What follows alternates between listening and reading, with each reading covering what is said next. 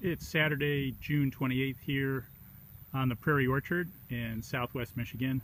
We've had a pretty steady moisture throughout the spring with rain probably every 2 or 3 days. Not overly moist, no standing water here on the prairie and in the orchard. Things are very green and the plants have been growing quite well. I wanted to give you a fruit update.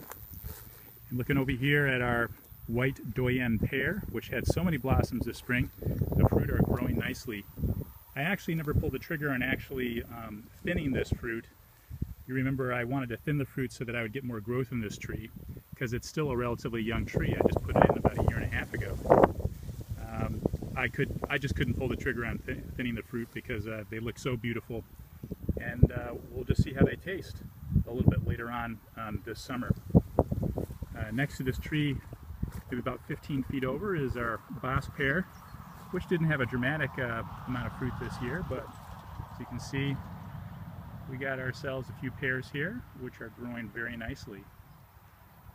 We're also getting a fair amount of growth this year. It looks like we have almost 2 feet of growth on some of these young twigs coming off the tree. Our grapes have been doing really well this year, and this one has a moderate amount of fruit growing on it.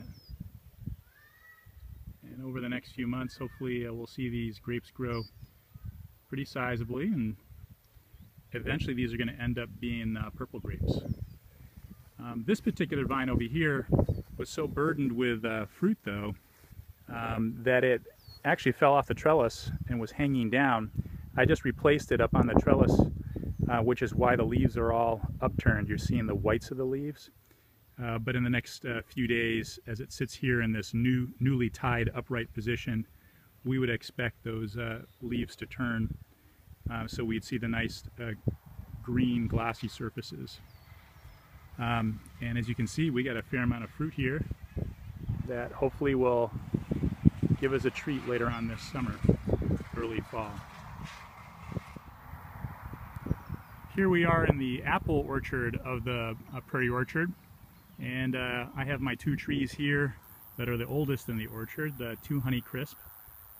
They didn't bear any blossoms or fruit this year, but are doing some serious growing. As you can see here, it looks like we have about 2 feet of extra length, maybe 3 feet on some of those twigs at the top of the tree.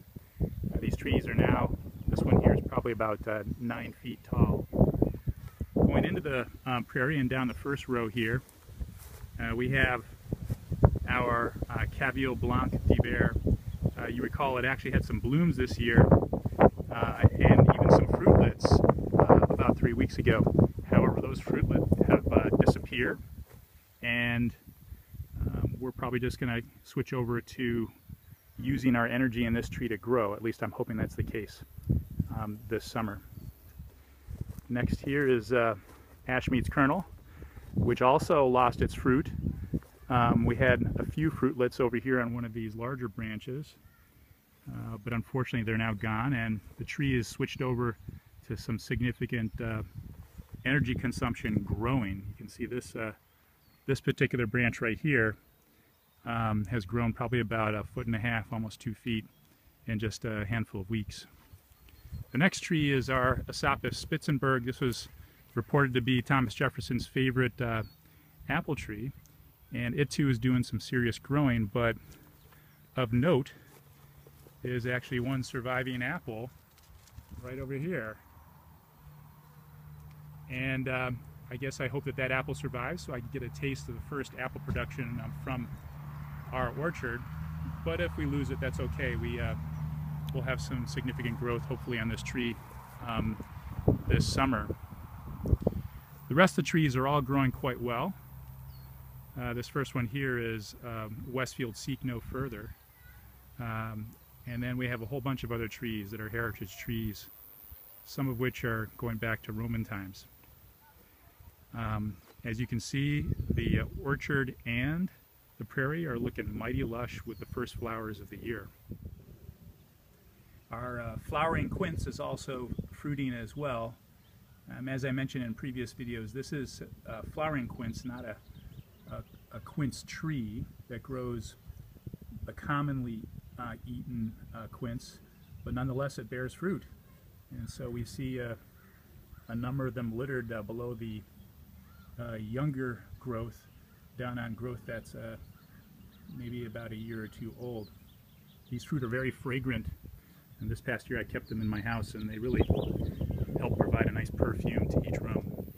Here are our green Bartlett pears, only a handful this year, but that's okay. We're getting some growth in a lot of the other branches, which is nice because this tree seemed to slow down and stop at about 6.5 feet.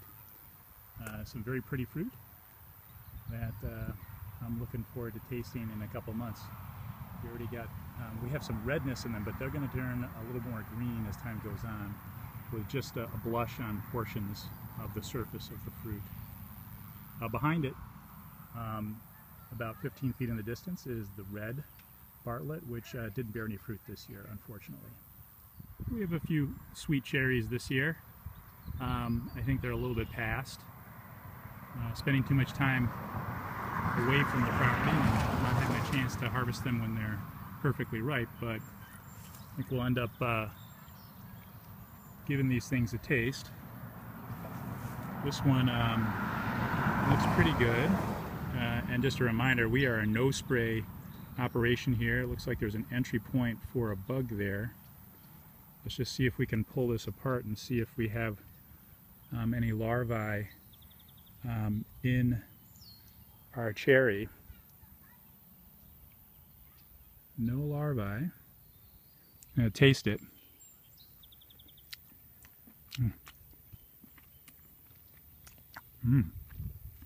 Finger looking good. We are in black raspberry country here in southwest Michigan.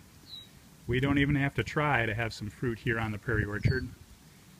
So July 4th is usually a day of peak ripeness of the wild black raspberry here, and we're beginning to see some ripe fruit already this year.